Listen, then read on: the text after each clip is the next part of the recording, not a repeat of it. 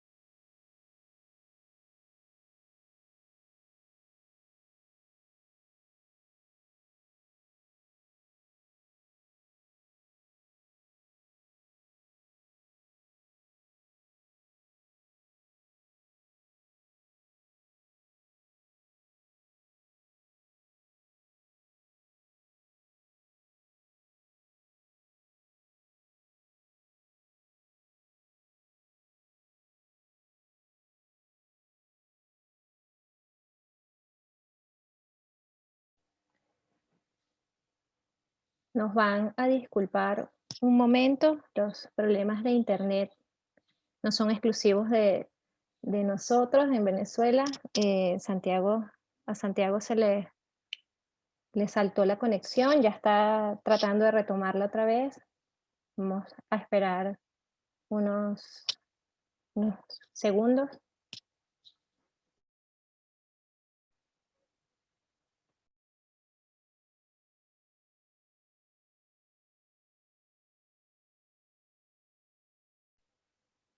Mientras, bueno, aquí, a ver, aquí ya está entrando Santiago otra vez en la sala.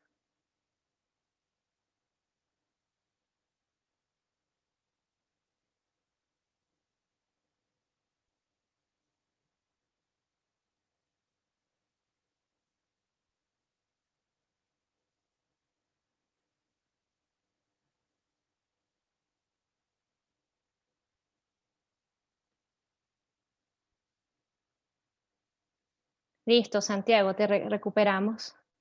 Tienes que activar tu audio.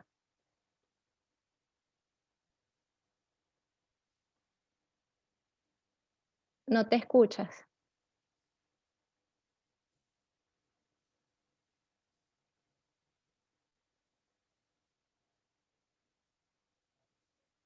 A ver.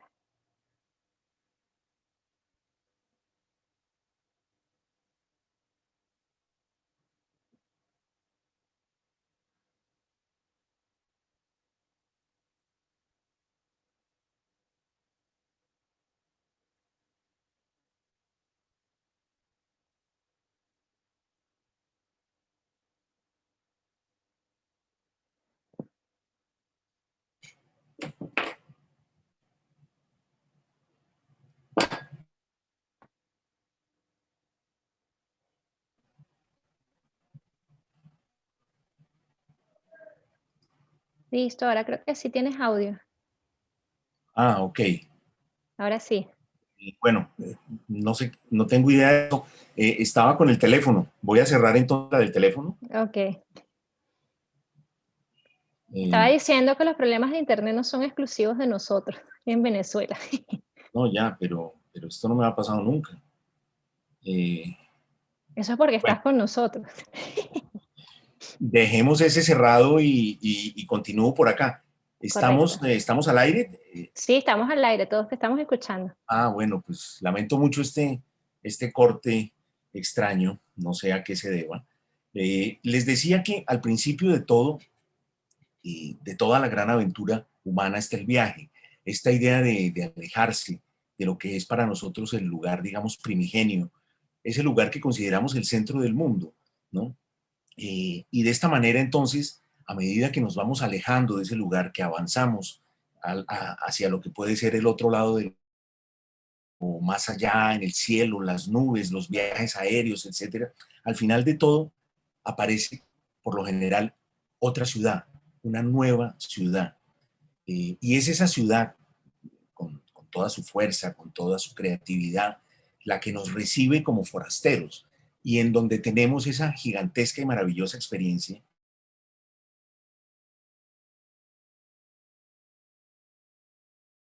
Sensación de ser anónimo en una ciudad nueva, en una ciudad que no es la nuestra, en una ciudad donde nadie nos conoce, ¿verdad?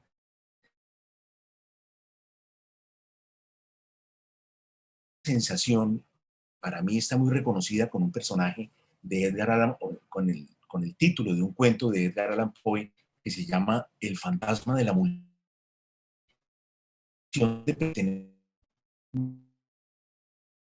de formar parte de ese fantasma que es una multitud anónima, ¿no? Nuestra vida, observándolo todo, conociendo un lugar al que llegamos por primera vez, porque de alguna manera cuando llegamos a un lugar nuevo, cuando nos enfrentamos a una ciudad diferente,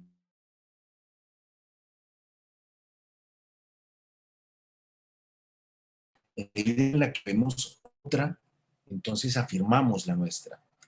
Nos sentimos cómodos, asustados, cohibidos o felices en un nuevo lugar. De algún modo estamos haciéndolo con respecto al lugar del cual provenimos, ¿no?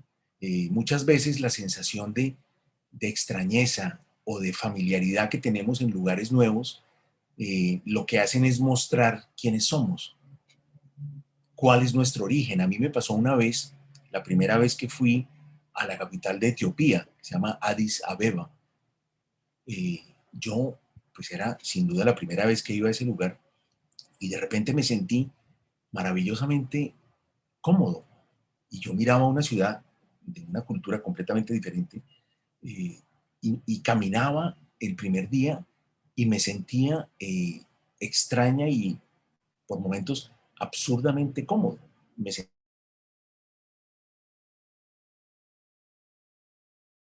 por qué, no entendía por qué, pero algo dentro de mí ya lo sabía.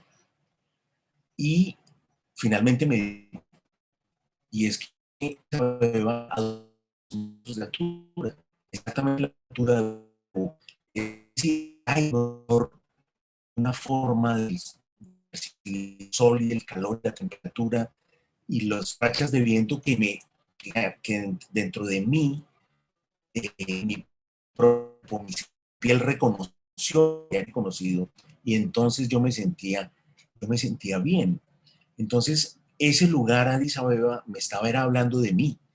En esa primera caminata que yo hice, extrañísima y lejanísima ciudad, yo estaba descubriendo también quién era yo, ¿verdad? Entonces,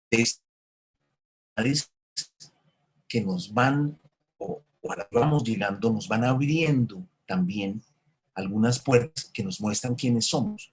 Y aquí ya estamos muy cerca de la experiencia, porque la escritura es otra de esas puertas también. Cuando nosotros escribimos, cuando nosotros intentamos pensar por escrito, porque al fin y al cabo escribir es una forma de pensar, cuando intentamos pensar por escrito, nos estamos también acercando de una manera muy, muy clara a esa especie de oscuridad que tenemos por dentro. Estamos intentando dar un poco de luz a esa gran oscuridad que muchas veces tenemos por dentro. Y entonces los viajes nos ayudan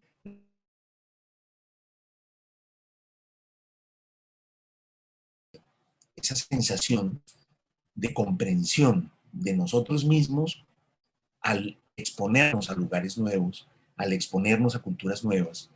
Llegar uno a un país diferente que tiene un idioma distinto, que tiene, por supuesto, formas de la gastronomía diferentes, es también un modo de volver casi a nacer.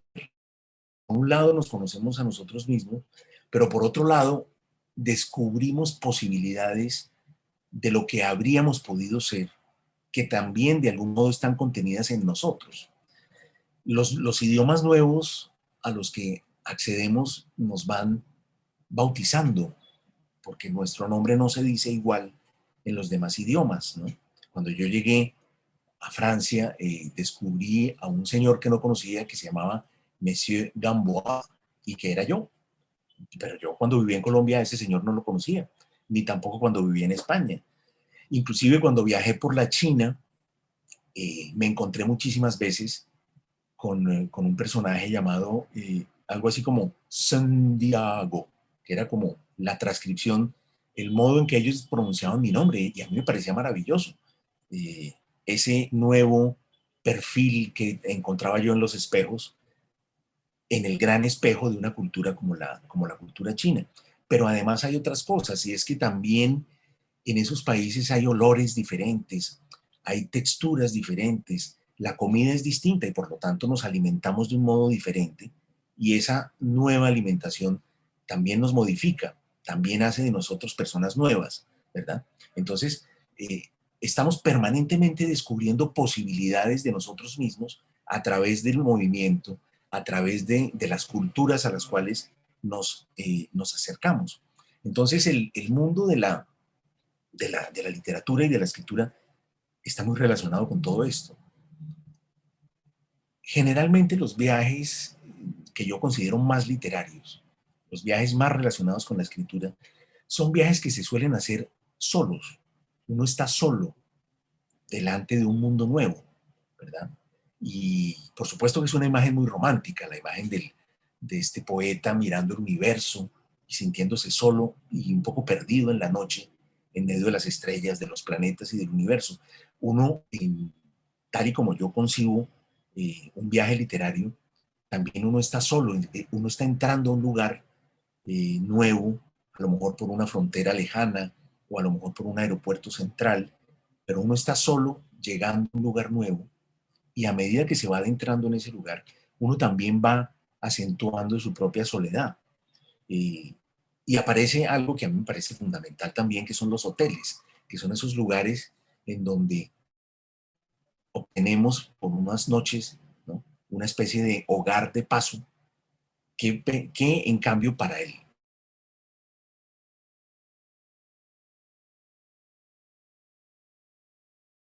y que sin embargo para el escritor de viajes se convierte como en su pequeño palacio.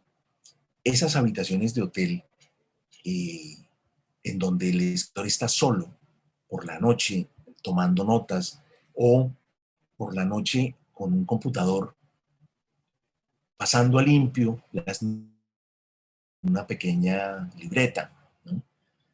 Ese, ese momento es un momento que para mí tiene casi algo de sagrado, porque es el momento en que la soledad viene a adquirir un sentido muy grande y muy literario. Recuerden, hay una frase de un escritor inglés, se llama Nicholas Shakespeare. Complicado tener uno, siendo escritor, tener uno ese apellido, supongo. Y él es el biógrafo de uno de los escritores de viajes digamos, del siglo XX. Y en su biografía, que la soledad acentúa, o sea, refiriéndose a viajeros del siglo, hablando de Paul Theroux, hablando, bueno, de Naipaul, hablando de los grandes, bueno, inclusive de Paul Bowles en África. Hablando de todos ellos, dice, la soledad acentúa lo que uno tiene por otro. Y eso se acentúa todavía más entonces en el hombre o en la mujer que están solitarios en una habitación de hotel, inclinados en una mesa escribiendo o pasando a limpio durante el día. En esos hoteles en donde hay generalmente una mesa con una jarra de agua, ¿no?, y una ventana que mira hacia algún lugar, hacia una plazoleta o hacia una calle oscura o hacia otro edificio. Y esos son los pequeños lugares en donde ocurre cotidianamente durante un viaje eso que para mí es como un pequeño y hermoso milagro, que es el de la escritura en medio de los viajes. Porque hay otra cosa también, y es que el descubrimiento de ese personaje que uno tiene por dentro, y que se acentúa con la soledad, se acentúa con el mundo que uno tiene delante, que a su vez marca con mayor intensidad nuestra propia soledad, ¿no? Ese personaje, porque está escribiendo, no se está alejando, sino que se está acercando. Esa es la forma y vivo esa experiencia. El alejamiento geográfico implica un acercamiento en términos estéticos y literarios. Es decir, el viajero que escribe no se aleja, se acerca a la escritura. Está cada vez más cerca de algo que podríamos considerar el corazón de la escritura, ¿no? Entonces ese alejarse es un acercarse. Se está alejando del lugar inicial, pero se está acercando a sí mismo. Se está acercando a su propia escritura. Se está acercando a la experiencia estética. La soledad lo pone en contacto con una multitud que está dentro de él y que se manifiesta a través de las lecturas que ha tenido, a través de los grandes análisis que ha podido hacer o que otros han podido hacer acceso. Es una soledad en medio de una gigantesca multitud de voces que son las que de alguna manera le están indicando el camino. Entonces, la experiencia del viaje se convierte también en una experiencia estética, en una experiencia que nos lleva al corazón de la creación misma, ¿verdad? ¿No? Nos vamos acercando y vamos comprendiendo. Acercarse hacia la creación es también un viaje hacia la comprensión, hacia comprender las preguntas más importantes, pues, de la vida, que son las mismas de la literatura y sin duda también de la poesía, algunas veces de la filosofía, ¿verdad? Las grandes preguntas sobre la vida, de dónde venimos y hacia dónde vamos. Fíjense que son preguntas que se hace un viajero, de dónde vengo y hacia dónde voy. O sea, las preguntas del viajero son las preguntas de la vida. Por eso escribir es una forma de viajar, y también viajar es una forma de ejercer la experiencia artística y estética. ¿Dónde estábamos antes de nacer? No lo sabemos. Probablemente después, cuando se nos termina la vida y llega la muerte, probablemente regresemos a ese mismo lugar, al lugar en el que estábamos antes de nacer. Es decir, la vida es como un viaje y la muerte sería como un viaje, como un regreso final, ¿verdad? Fernando Savater, el filósofo español, tiene una frase que a mí me parece brillante, hablando precisamente de los viajes, y él dice que cuando nacemos, llegamos a nuestra primera ciudad extranjera, que nacer es llegar a un país extranjero, porque nosotros provenimos de otra parte, venimos de algún extraño lugar que probablemente no recordamos, ¿no? Recordar es también sinónimo de despertar, inclusive en portugués es la misma palabra, y entonces tal vez nosotros ya conocemos la muerte que nos espera al final, pero no la recordamos, porque al fin y al cabo de algo muy similar provenimos cuando llegamos a este planeta, a esta ciudad, a este país en el que hemos nacido, y que, como dice Savater, en términos filosóficos, es nuestro primer país extranjero. Después viene al final la muerte, que es como el final del viaje. Pero la muerte ya no forma parte de la vida. Y eso es una expresión de Wittgenstein, el filósofo del lenguaje, en donde nos dice, la muerte no forma parte de mi vida. Yo no puedo vivir mi propia muerte. Fíjense cómo la lógica del lenguaje nos está mostrando cómo la vida y la muerte se excluyen la una a la otra. No puede ser contenida ninguna de las dos en la otra. Pero lo que sí sabemos es que la vida es un transcurrir, es un viaje. Por eso mismo, muchísimos viajeros, intentando establecer teorías o expresando ideas sobre el viaje, de forma involuntaria terminan haciendo grandes ideas y pensamientos sobre la vida. porque la vida y el viaje parecieran la una como el espejo de la otra. Sin duda el viaje es una metáfora de la vida, ¿verdad? Es una metáfora de un trayecto en el que vamos teniendo una serie de estaciones en donde nos asentamos por unos años, luego nos movemos hacia otro lugar. La vida es como un viaje en el que vamos cambiando de ciudad en ciudad, ¿no? Pero cada una de esas ciudades es uno de los grandes momentos, ¿no? La ciudad de la infancia generalmente no es todavía una ciudad. La ciudad de la infancia es la casa, y eso nos lo dice la poética del espacio de Gastón Bachelard. La casa es el universo de un niño, ¿verdad? Después, el destino de ese niño es salir de esa casa. ¿Hacia dónde sale ese niño? En una primera instancia, y por lo menos para los de mi generación en Bogotá, había un intermedio entre la casa y la ciudad que se llamaba el barrio.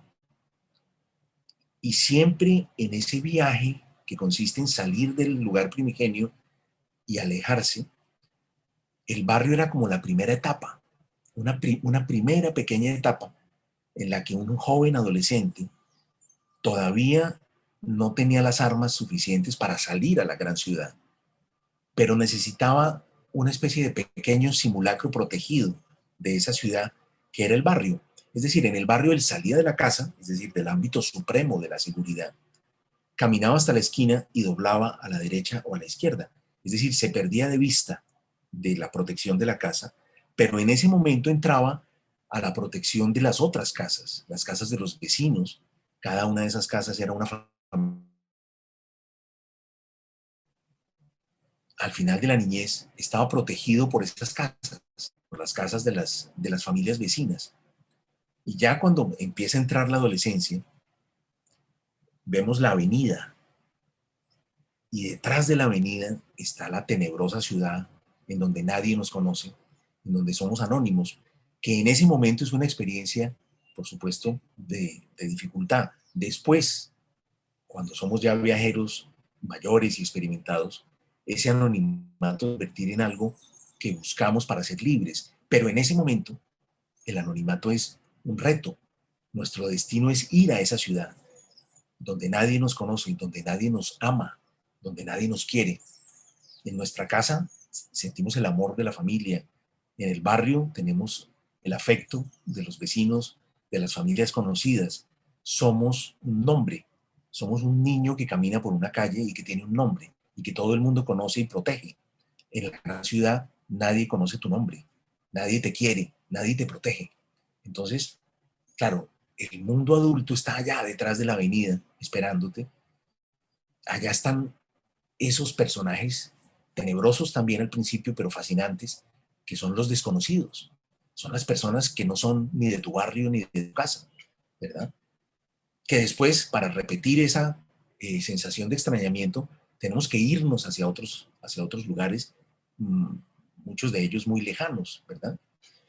Cuando uno va haciendo propia la experiencia del viaje, cada vez necesita irse más lejos para volver a sentir ese extrañamiento inicial de lo que son los desconocidos, ¿no? Yo siempre he dicho que la identidad de uno tiene que ver con una pequeña región, pero esa identidad se va haciendo cada vez más grande a medida que nos alejamos, ¿no? Hay una anécdota que está muy bien. Cuando yo me fui para Europa, la primera vez yo tenía 19 años, yo había vivido en Colombia, había viajado a Ecuador solamente, y me fui a vivir a Madrid.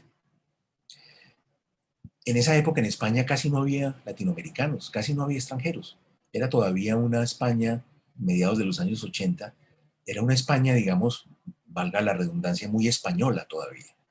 Y Madrid era muy madrileño, todo el mundo era como español y madrileño. Y entonces en la universidad yo era el único en mi curso que no era español. Pasados unos meses, vinieron unos compañeros españoles corriendo, agitados, y pararon frente a mí casi que con la cara descompuesta, pero de la emoción, para decirme: Santiago, yo estudiaba filología hispánica, me dicen, Santiago, en filología francesa hay un argentino. Y me dieron esa noticia como si fuera, para mí, una noticia casi de vida o muerte. Yo en mi vida había visto un argentino. Yo no sabía cómo era un argentino. Entonces dije, bueno, pues vamos a ver a este argentino, a ver cómo es un argentino. Tampoco les dije que yo no sentía lo que ellos sentían, porque los españoles, eh, era tan sincero su entusiasmo que no los quise contradecir. Y cuando llegué a saludar al argentino, él me miró también como lo miré yo, con una mirada de extrañeza absoluta. Y nos dimos la mano. Y en ese momento, cuando nos dimos la mano, el argentino y yo sentimos algo muy profundo. Y es que éramos latinoamericanos. Ahí yo descubrí que yo no solo era colombiano, que yo también era latinoamericano. Y en ese descubrimiento estaba tanto la extrañeza del argentino y mía, que sin conocernos sentíamos que pertenecíamos a algo, y al mismo tiempo la mirada de los españoles que nos veían como otra cosa. Para ellos, ese argentino y yo formábamos parte de algo, de una unidad, que no era y que se, digamos, oponía a la unidad de ellos.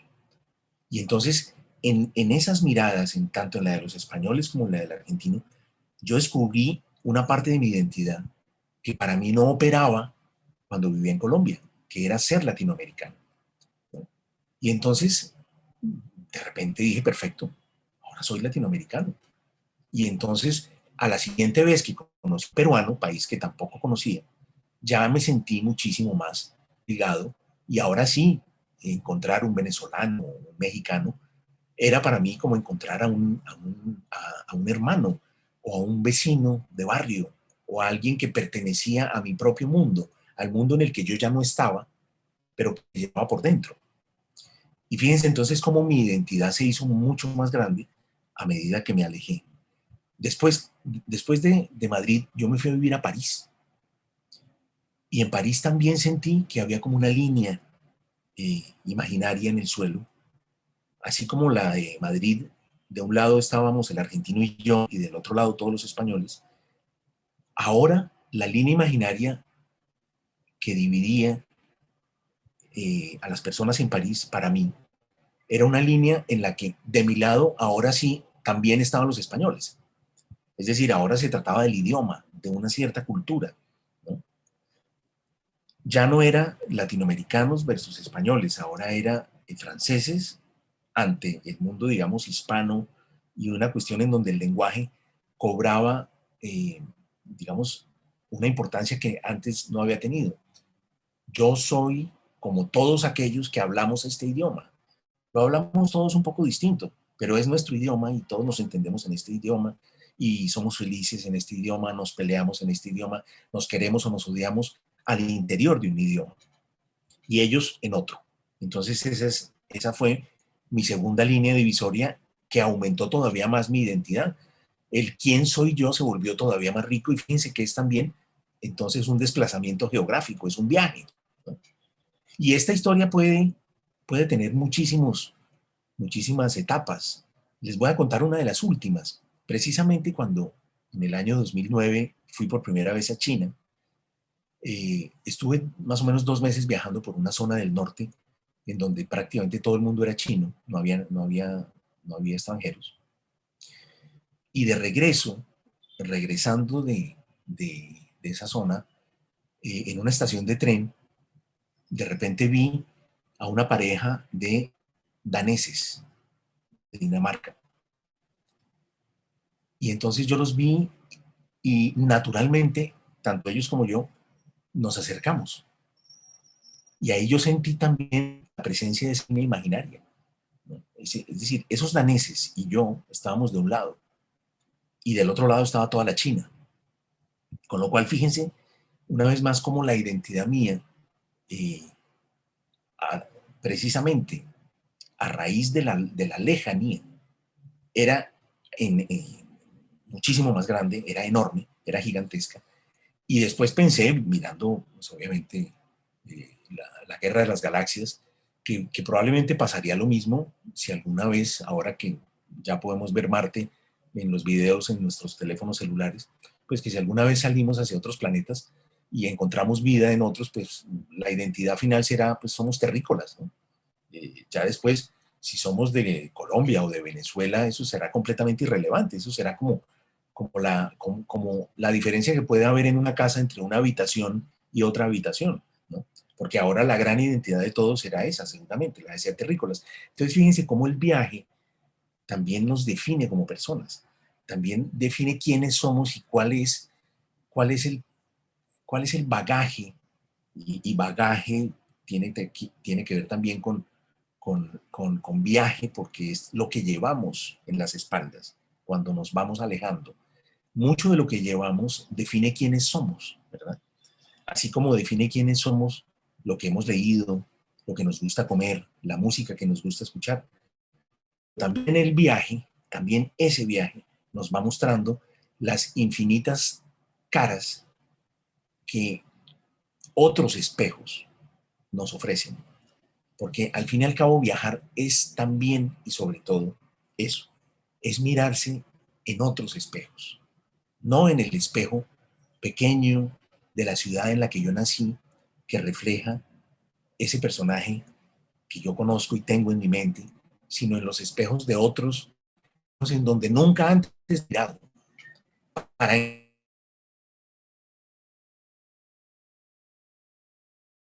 para encontrar, pero eso también es leer, eso también es incorporar la cultura. Cuando llegamos a una cultura nueva, a un país nuevo, es como cuando descubrimos un escritor, un poeta que nosotros no conocíamos, que teniéndolo no sabíamos que lo teníamos. Entonces, ese poeta, ese libro, ese narrador, nos está reflejando lo mismo que cuando llegamos a una ciudad nueva y descubrimos aspectos de nuestra vida que son nuevos. Y fíjense una cosa, una de las definiciones más hermosas para mí,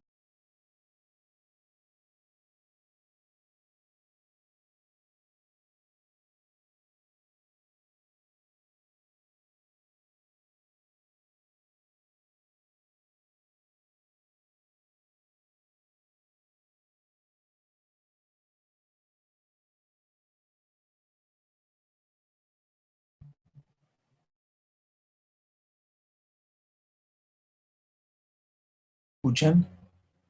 Eh, yo veo acá, Sí, te escuchamos. perdón, pido disculpas, pero bueno, estamos en manos de la tecnología. Estaba diciéndoles que precisamente una de las definiciones más hermosas para mí de lo que es el viaje está en uno de los libros de Paul Bowles, este norteamericano maravilloso que fue uno de los más grandes viajeros y que tiene el que para mí es una de las Biblias del viaje, que se llama Las Memorias de un Nómada, eh, Paul Bowles. Bueno, él escribió mucho sobre lugares a los que viajó y en algún momento teorizó sobre el viaje, diciendo lo siguiente, dice, cuando una persona va a un lugar nuevo, se da una especie como de enfrentamiento entre ese lugar y la persona. Generalmente ese lugar produce en la persona una modificación. Dice Bowles, el libro que escribe es el resultado de esa modificación. Es decir, los lugares nos modifican y quien escribe y lo que escribe, el escritor que ha vivido esa experiencia, es el resultado de la modificación. Pero fíjense cómo esto que decimos de los viajes, lo podemos también decir en general de la cultura, de la música, del cine, de la literatura, de la poesía, ¿no? Quien escribe es quien ha sido modificado por lo que ha leído, por lo que ha vivido, ¿no es cierto? La obra de Marguerite Duras, que es una escritora que yo considero entre las más grandes del siglo XX, y por supuesto, pues la gran Marguerite de Francia para mí es Marguerite Duras, a quien prefiero, como uno tiene siempre gustos, a quien prefiero sobre Marguerite de Yourcenar. Pero el otro día escribía, pensaba que Marguerite Duras es tal vez el autor del que más libros a mí me hubiera gustado escribir. Casi todos los libros de Marguerite Duras, escribirlos. Hasta que llegué a la conclusión de que para escribir esos libros tendría que haber sido Marguerite Duras, porque solo Marguerite Duras podría escribir los libros de Marguerite Duras, porque solo ella estuvo modificada por las experiencias de la vida que la llevaron a ser Marguerite. Que solo ella leyó la literatura de un modo que le permitió después, a la hora de escribir, ser modificada de una cierta manera y el resultado de la modificación es su obra. Entonces, todo lo que nos, de alguna manera, enriquece, nos modifica. Y lo que hacemos es el resultado de esa modificación.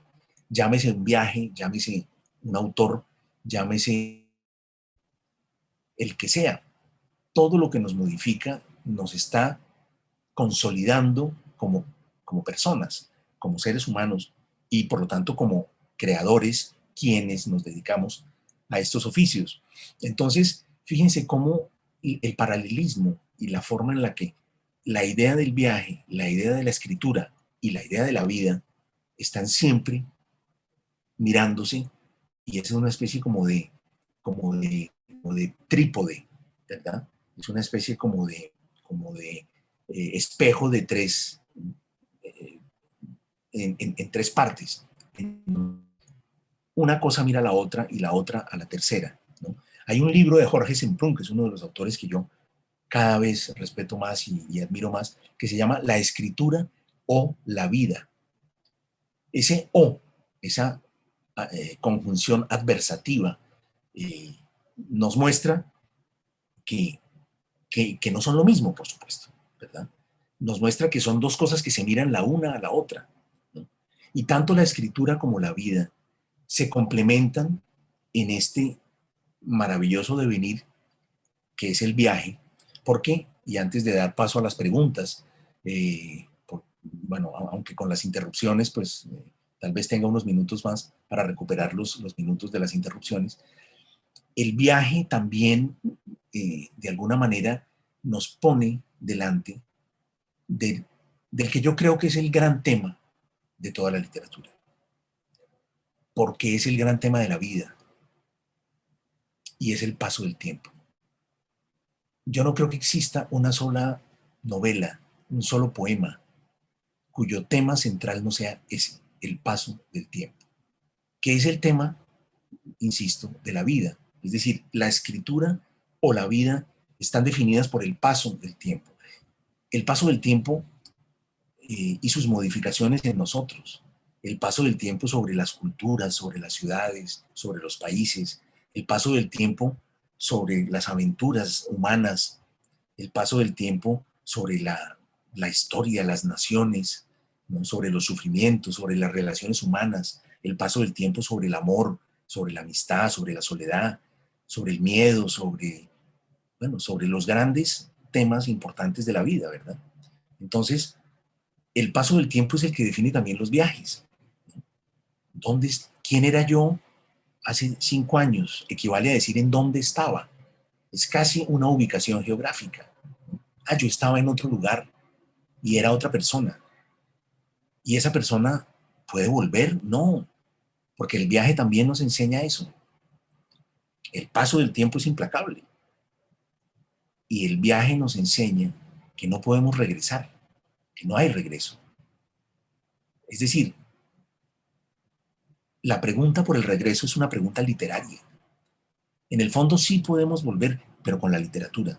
La literatura es tal vez una de las pocas, bueno, la cultura, el arte, es uno de los pocos espacios de la experiencia en donde existe la idea de volver, la idea de regresar, porque recuerden que nosotros, cuando yo me voy de Bogotá a los 30, Bogotá ya no es la misma y yo tampoco soy el mismo, con lo cual no es realmente un regreso. Es como si alguien una vez a una ciudad que tiene noticias, de la que tiene referencias, ¿verdad? Entonces, tal vez lo que ahora define la vida de esa persona que salió, sino el hecho de no estar en ningún lado. Por eso hay viajeros que se sienten en el exilio cuando regresan a sus como exiliados. ¿Exiliados de qué? No, pues de esa situación flotante que fue su vida durante tanto tiempo, ¿verdad? Y cuando digo flotante, instantáneamente pensé en esa población que se calcula en más o menos unos 3 millones de personas que están permanentemente, o por lo menos antes de la pandemia, estaban permanentemente en el aire. Aviones, se calculaba a cualquier hora del medio de 3 millones de personas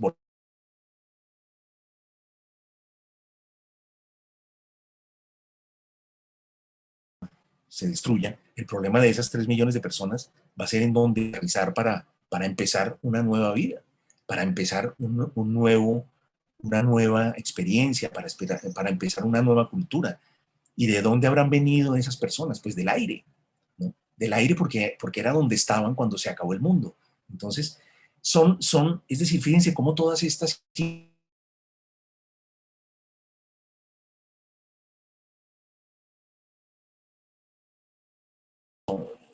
todos los Homo sapiens provenimos de esas llanuras de Etiopía, de donde salió un grupo a poblar el mundo y en algún momento se encontraron con los Neandertal.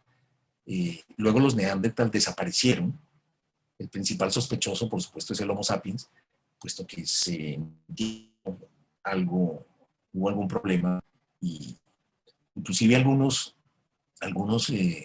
estudiosos dicen que el Homo sapiens era más fuerte porque tenía la lanza, es decir, ya había inventado la lanza, es decir, la posibilidad de matar desde lejos, sin acercarse.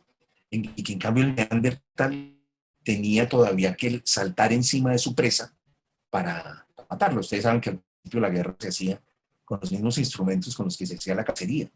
Entonces, de la conflagración, eso le dio ventajas al Homo sapiens sobre el Neandertal, pero de algún modo todos tenemos algo de los Neandertal, algunos cromosomas.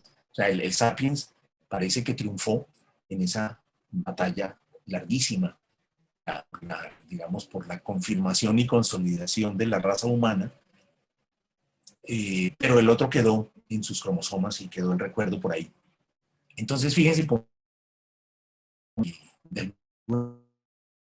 nos lleva a concluir que la población humana proviene de una inmigración, es decir, proviene de un viaje. Salimos de un lugar en las llanuras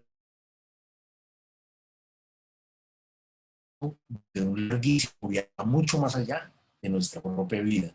Es un viaje que tiene que ver con casi con la aventura completa. Hace 30.000 años,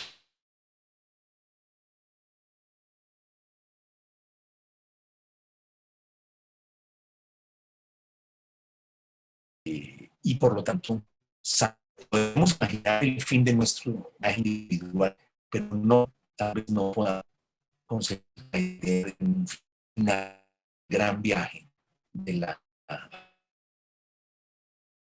miles de millones de años. Así que bueno, quisiera escuchar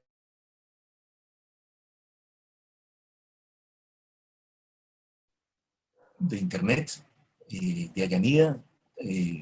Tenemos preguntas. Sí, sí, aquí tienes ya un par de preguntas. Está aquí Pedro Plaza, que es otro buen amigo de la casa, autor de la fundación. Te está preguntando, te dice que en relación a lo que mencionas del significado de los viajes, del ir y venir, alejarnos para acercarnos a nosotros mismos, luego de tantos viajes tuyos que derivaron en muchos libros, ¿qué representó para ti la escritura de tu novela Una casa en Bogotá? Muchas gracias, Pedro Pablo. Bueno, fíjate que a veces uno escribir está anticipándose a su propia vida, porque de la misma manera como uno reconoce a veces si, el cuerpo de uno, el recuerdo, sí. La literatura funciona como sentido, en donde escribiendo sobre algo, pero de algún modo lo que estás es anticipando tu propia vida. Cuando yo escribí Una casa en Bogotá, queriendo precisamente eh, eh, irme hacia esa experiencia de la casa como el lugar inicial del que les hablaba al principio, el lugar de la protección, el lugar en donde una cierta disposición de muros, de organización de la luz y de ventanas, pareciera que nos conoce, pareciera que al interior de esos espacios hay un aire que es nuestro aire, ¿no? Pareciera que fuera como el lugar más secreto y al mismo tiempo protegido como de nuestra alma. Y yo estaba escribiendo eso y estaba imaginando la idea de comprar una casa en Bogotá y desarrollando entonces todo esto. Y yo no sabía en ese momento todavía que un año después estaría regresando a Colombia. No, no comprando una casa en Bogotá, sino una casa en Cali, que es donde vivo ahora y que es la ciudad de mi esposa.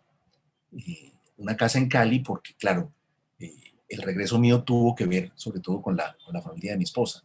Entonces, lo que quiero decir con esto, Pedro Pablo, es que la literatura de alguna manera eh,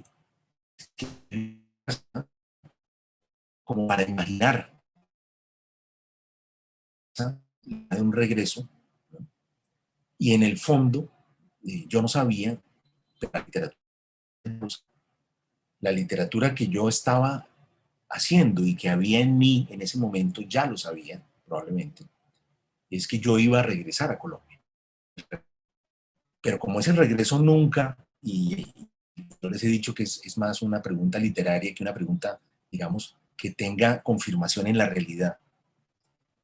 Precisamente como no podía ser un regreso, entonces pues no fue un regreso a Bogotá, ¿no? Aunque también incluso si hubiera regresado a Bogotá, tampoco habría sido un regreso, digamos, al 100%, por lo que la ciudad ya no es la misma. Bogotá es un monstruo de 10 millones de habitantes y yo ya no soy ese jovencito de 19 que se iba de Bogotá a conocer el mundo, con la idea de que ese conocer el mundo y ese viajar le iban a ayudar a ser escritor. No sé, por supuesto, qué tanto fue lo que eso tuvo que ver con que yo fuera o no fuera escritor.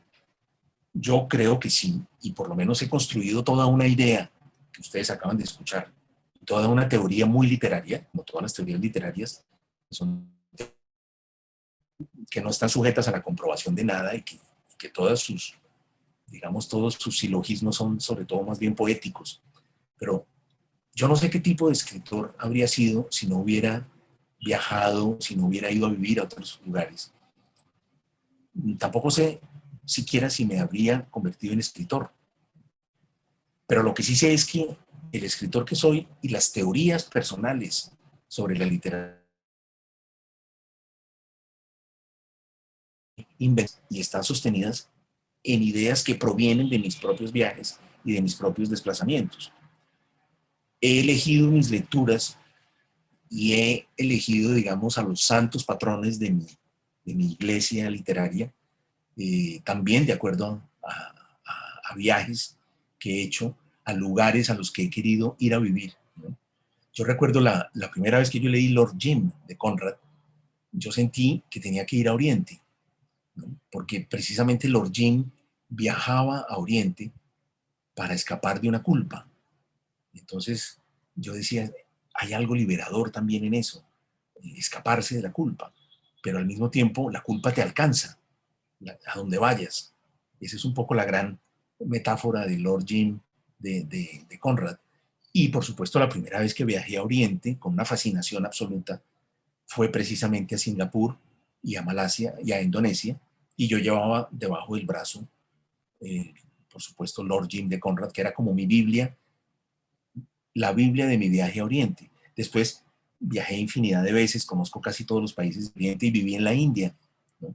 Y por supuesto también mi iglesia de patronos viajeros a Oriente se hizo bastante más grande y más compleja, pero siempre al principio hubo un libro, que fue Lord Jim.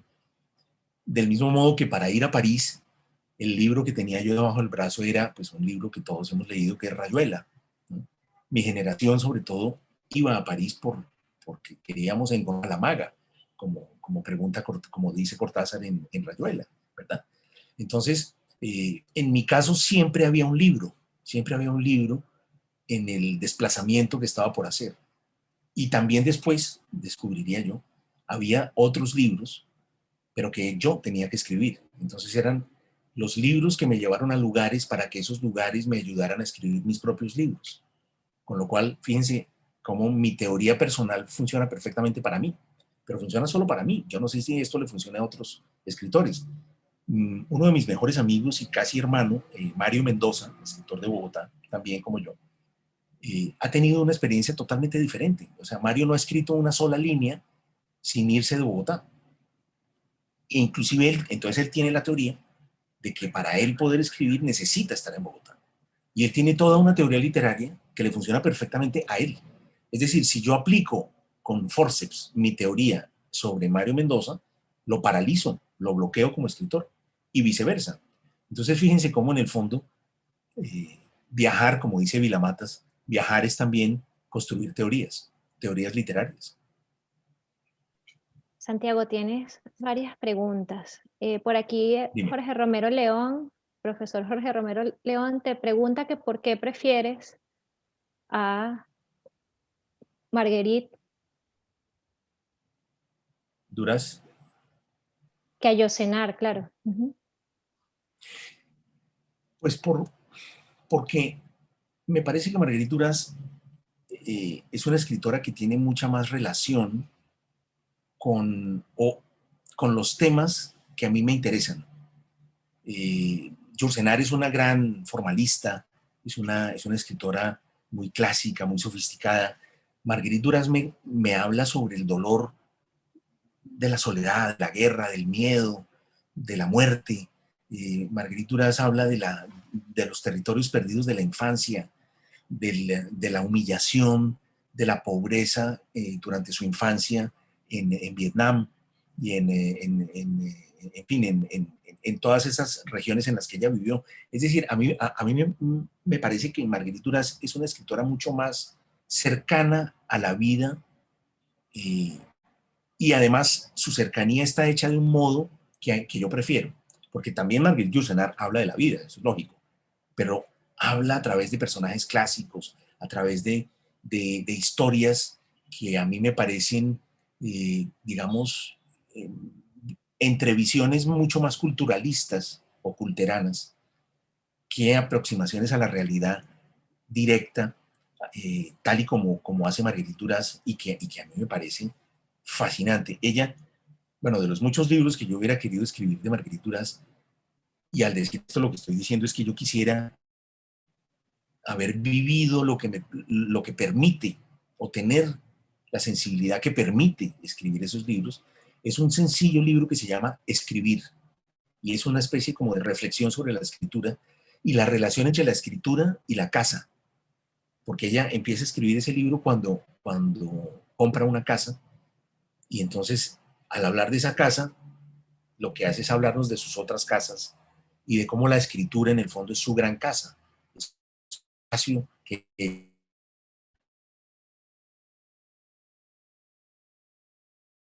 ¿verdad? Es decir, Marguerite Duras me fascina. No considero que sea superior a Marguerite Yourcenar, no, sencillamente yo la prefiero. Es como yo prefiero el sabor de la naranja al de la mandarina. No quiere decir que la naranja sea superior a la mandarina. Sencillamente yo lo prefiero. Gracias. Te preguntan también por aquí que qué tipo de viajes prefieres, si prefieres ser mochilero o si prefieres ser viajero de maleta. No, yo he sido viajero de todo. He sido mochilero y he sido viajero de maleta. He sido viajero al estilo personaje de Graham Greene, que son estos que andan como de corbatica bajada, sudorosos, chaqueta, y que se llaman por los apellidos, ¿no? He sido funcionario viajando, como los personajes de Graham Greene, que llegan y alguien los está recogiendo y los llevan a una embajada o los llevan a una oficina del Estado. Eso también es muy divertido. Y luego por la tarde-noche uno llega a la habitación del hotel y se sirve un whisky y se quita la corbata y se lo toma mirando así como por la ventana hacia, no sé, hacia la gran ciudad, que puede ser Ciudad de México, o puede ser Buenos Aires, o puede ser, no sé, inclusive Luxemburgo, una cosa así.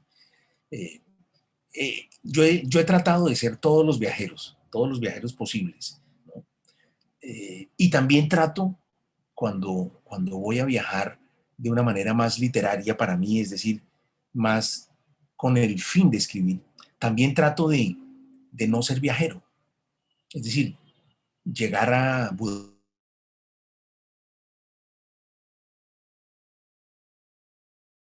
toda la mañana mirando,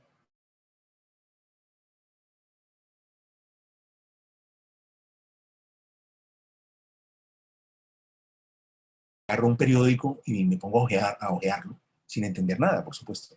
Pero la gente no sabe que no entiendo. Y a veces la gente me mira como diciendo, este señor acaba de llegar a la ciudad o no es de este barrio. Y yo a veces noto que ya me miran como mirarían a un húngaro, ¿no? Entonces a mí eso también me encanta, como hacerme pasar por escritor húngaro cuando estoy en Hungría o en otros lugares. A mí una vez tengo un aspecto que más o menos me permite pasar desapercibido en muchos lugares. A mí una vez en la India, un peluquero musulmán, los miércoles en la India las peluquerías están cerradas, las peluquerías hinduistas están cerradas, porque el miércoles no se puede cortar el pelo por una cuestión religiosa hinduista. Entonces, si uno necesita cortarse el pelo el miércoles, tiene que ir a una peluquería musulmana. Entonces yo fui a una peluquería musulmana y una vez el peluquero, que no me conocía, se me queda mirando y me dice, ¿usted, ¿usted de dónde es? Entonces yo lo miré y le dije, a ver, adivine. Me dijo, lo pensó mucho y de pronto con un gran esfuerzo me dijo, Pakistán. ¿Usted es de Pakistán? Y le dije, no. Dijo, después de pensarlo muchísimo, dijo, Irán. ¿Usted es de Irán? Y le dije, no. Entonces, me pareció que hacía un esfuerzo muy grande, entonces dije, bueno, ya le voy a decir. Entonces le dije, Colombia. Y se me queda mirando y me dice, hermosa ciudad. Entonces yo le dije, ¿ciudad? Claro, él pensó Colombo, que es la capital de Ceilán, de Sri Lanka. Y ya dije, bueno, ya lo dejo ahí.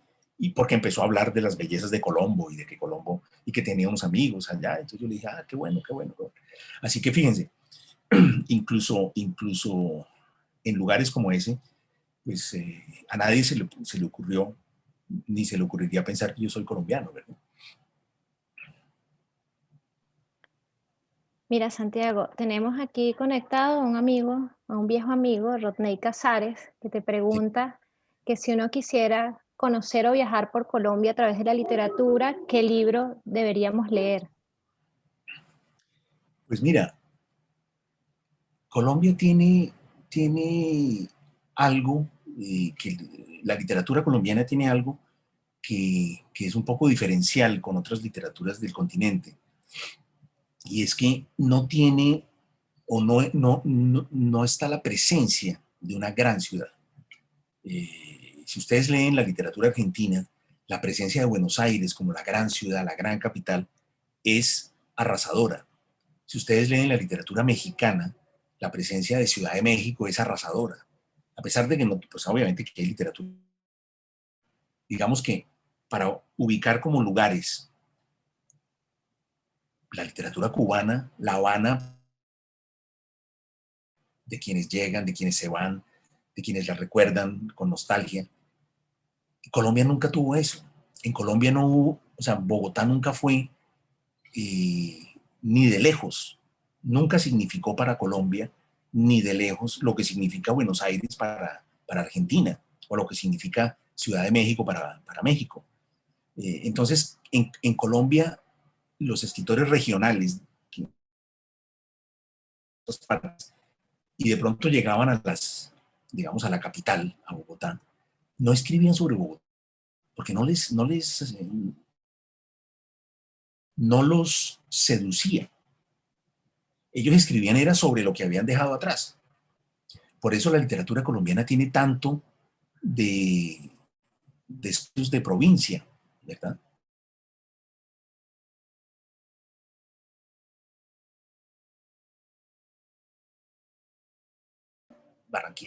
Sí, Barranquilla, Bogotá, mucho Bogotá. Entonces, digamos, mi generación tiene más novelas de ciudad que permiten conocer las ciudades, porque ya es una generación que nació en ciudades. Yo inclusive una vez vi citada como en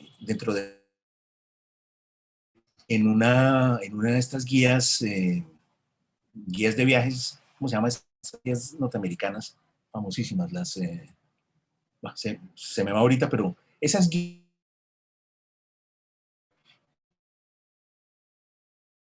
y ponían pues una novela de Mario Mendoza, una de Juan Gabriel Vázquez, como para Bogotá, después Medellín, entonces en Medellín ponían una de Jorge Franco, y ponían alguna de Manuel Mejía Vallejo, de una generación anterior, o de Darío Ruiz Gómez. Cali la ponían que es un autor que murió hace muchos años, se suicidó, pero que si estuviera vivo tendría 70. Se suicidó a los 25 años aquí en Cali.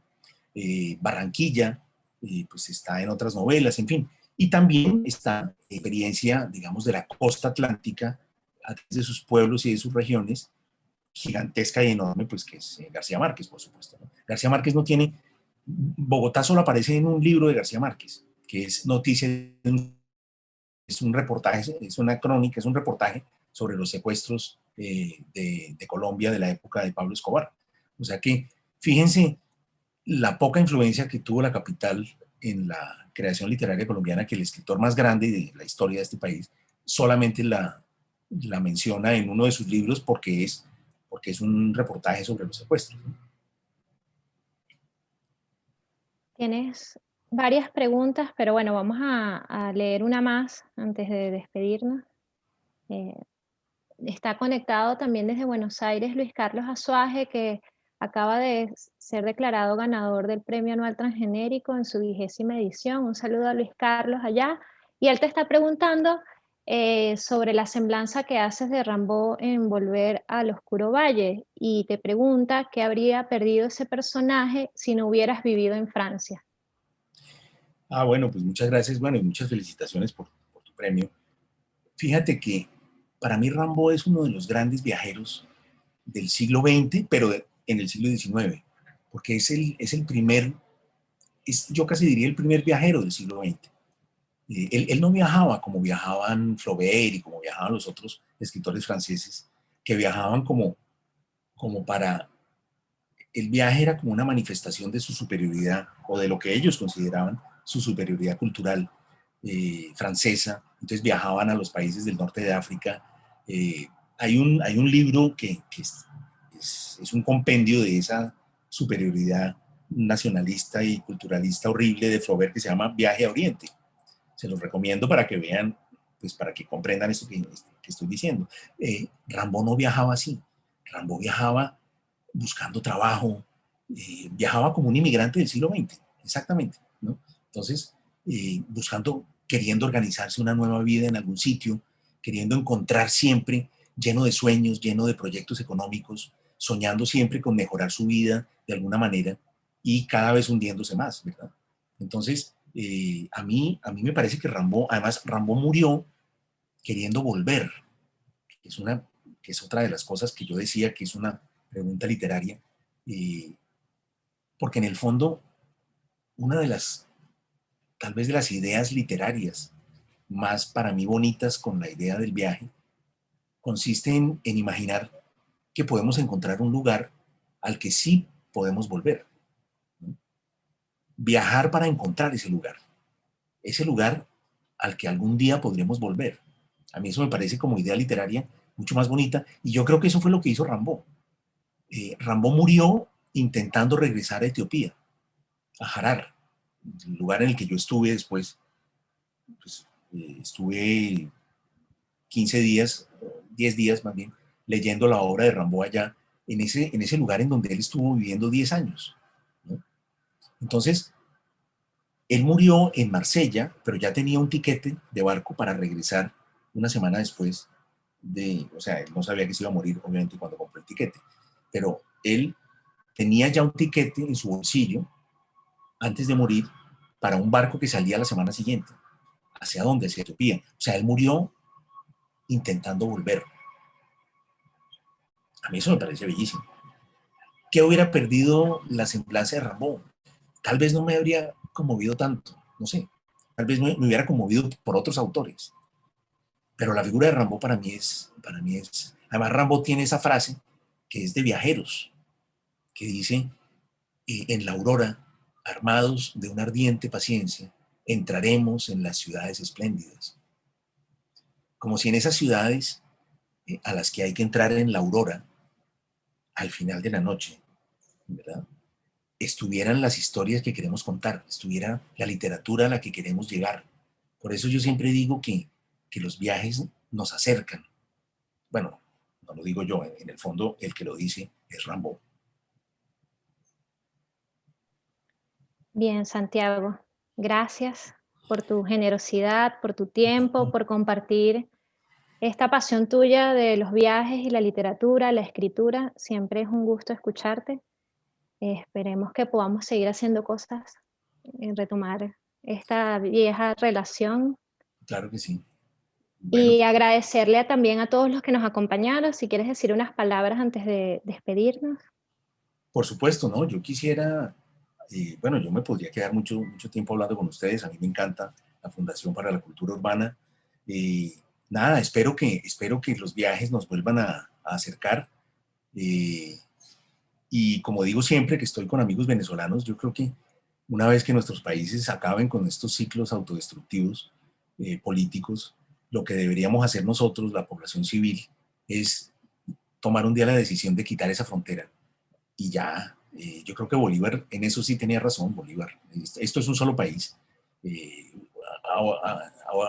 ahora ustedes vienen, antes íbamos nosotros para allá. Y en el fondo no hay nadie que sea completamente venezolano o completamente colombiano. Todos somos un poco las dos cosas. Así que nada, quitemos esa frontera, hagamos un solo país. A lo mejor Panamá se anima más adelante también y se une a nosotros. Haríamos un bonito país de unos 80, 90 millones de habitantes y, y viviríamos más felices y seríamos mejores. Inclusive nosotros, yo estoy dispuesto a que nos llamemos Venezuela Occidental, si a ustedes les parece bien. Así Lo que, conversamos. así que les dejo esa propuesta y los quiero mucho. Muchas gracias por esta invitación de Ayanida. Gracias a ti, Santiago. Te repito nuevamente que siempre es un gusto escucharte, compartir un rato contigo. Creo que podemos aprobar y discutir esa propuesta rápidamente, ¿verdad? De derribar esas fronteras. Hemos sido históricamente países hermanos, aunque suene a lugar común.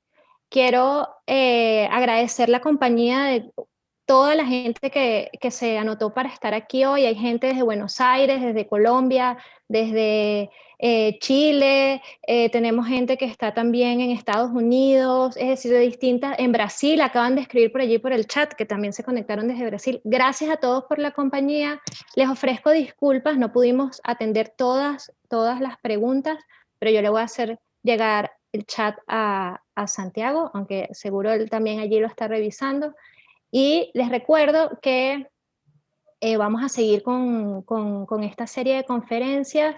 Esta es la primera con este super invitado que tuvimos hoy, pero los esperamos el 31 de marzo, donde vamos a tener la segunda conferencia y allí vamos a tener a Miguel Ángel Campos como invitados.